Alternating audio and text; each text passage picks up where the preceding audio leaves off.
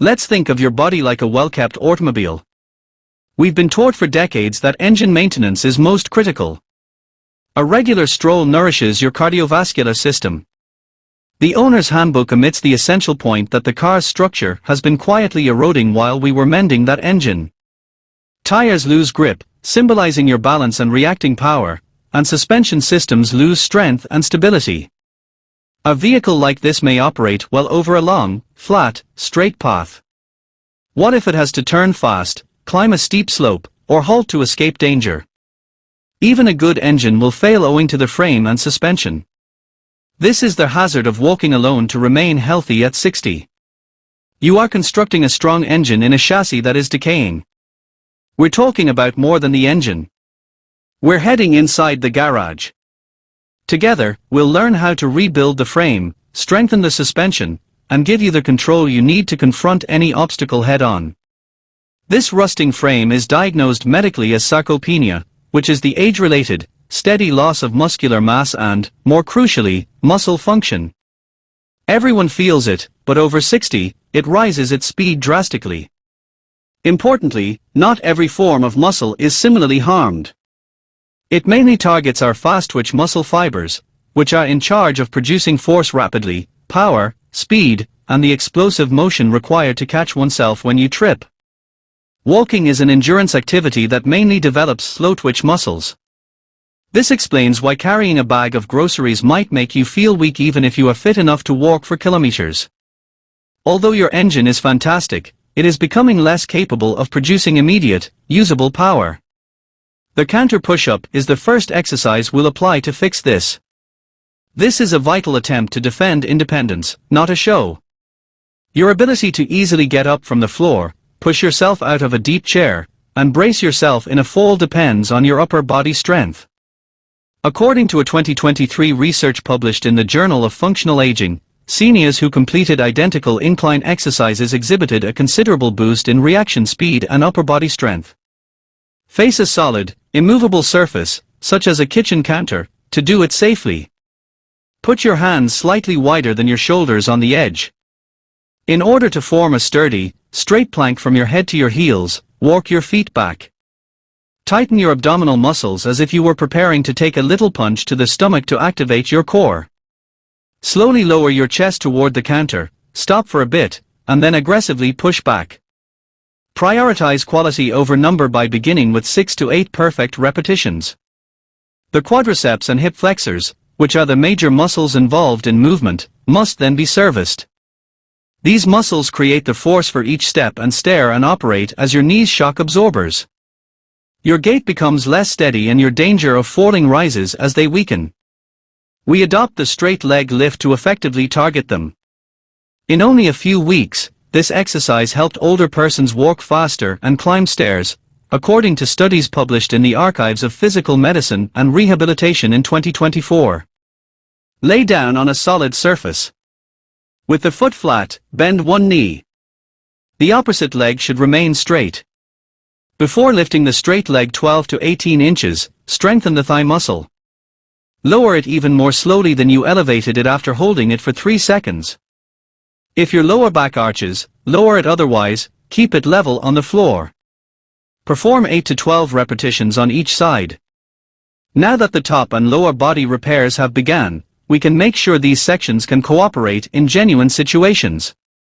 On uneven steps or paths, strength alone won't help. The step up, which is the apex of functional movement, comes next. It concurrently boosts coordination, strength, and balance, all of which are crucial for day-to-day functioning. Regular step-ups boosted lower body strength by about 50% and cut fall risk by more than half, according to a 2023 American Geriatric Society paper. Take a steady, low step. Bring yourself up, push into your heel, place your full foot on it, then bring the other foot up to meet it. Go down gently. For each leg, execute 6 to 8 repetitions. Start at the lowest level and visit a physical therapist if you have recent hip surgery or osteoarthritis in your knees. The next step is to increase your muscles while maintaining your joints. Being able to stand from a low seat without using your hands is a typical functional loss. The wall sit is an isometric exercise that helps us acquire the sustained leg strength necessary for this. Wall sits boosted lower body endurance by 55% and lessened knee discomfort by around 50%, according to a 2023 Stanford Longevity Center investigation. Additionally, it improved neurological messages to your muscles by boosting activity in the motor cortex of the brain. Place your feet shoulder-width apart and a foot or two away from the wall as you stand against it. As if you were sitting on an imaginary chair, slide down. Keep your knees over your ankles and stop when your thighs are about parallel to the floor. Hold for 15 to 30 seconds, then take a break and repeat. Work your way up to 1-minute holds. Lastly, we need to discuss about your central nervous system, which is the onboard computer and its connections.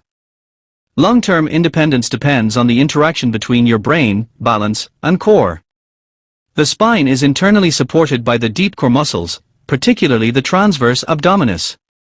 Using the dead bug is the safest and most sensible technique to retrain this system. According to a 2024 Cleveland Clinic research, seniors who followed this exercise had 38% better balance, 26% less back stiffness, and, most amazingly, more connection between the two hemispheres of the brain, which boosted memory, cognition, and response speed. Lay down on your back. Raise your legs till your knees are 90 degrees above your hips. Lift your arms up to the ceiling. Firmly place your lower back on the ground. Without allowing your back to arch, slowly drop your left leg and right arm. Go back, then swap sides. For each side, begin with 5 to 8 repetitions. You can modify by just moving your arms or legs. As we wind off our time in the garage, remember in mind that this was never about giving up on your stroll. Your cardiovascular system still benefits significantly from walking. However, today's aim was to show how to maintain the remainder of the car. Your tools for strengthening the frame, maintaining the suspension, and updating the onboard computer are the counter push-up, straight leg raise, step-up, wall sit, and dead bug exercises. They are scientifically supported therapy that address sarcopenia in a manner that walking cannot. They create practical, real-world strength, such as the capability to get out of any chair, the stability to travel over any form of terrain, and the courage to live on one's own. You only need to get started. You don't have to become an athlete. Progress rather than perfection. It's never too late. At any age, the body may rebuild its strength. You've only been undertrained. You're not too old. By following these routines, you are saving your future rather than merely working out. One strong, conscious repetition at a time, you are recovering your freedom and choosing a life of capacity.